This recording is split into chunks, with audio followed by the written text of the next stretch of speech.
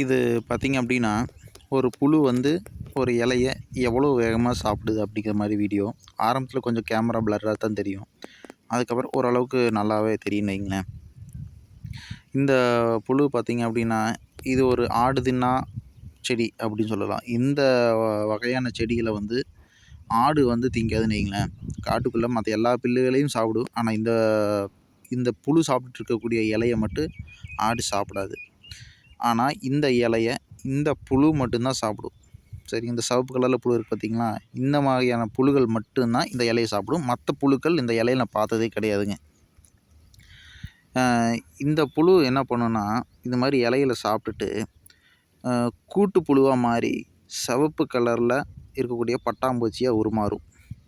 இந்த பட்டாம்பூச்சி பார்த்திங்கன்னா ரொம்ப அழகாக இருக்கும். நம்ம அதிகமாக பார்த்துருப்போம். இருக்கிறதுலையே நம்ம வந்து தமிழ்நாட்டில் பெரிய அளவில் சைஸில் பெரிய அளவாக இருக்கக்கூடிய இந்த பட்டாம்பூச்சி தான் இருக்கும். சிவப்பு கலரில் இந்த பட்டாம்பூச்சி இருக்குதுங்க.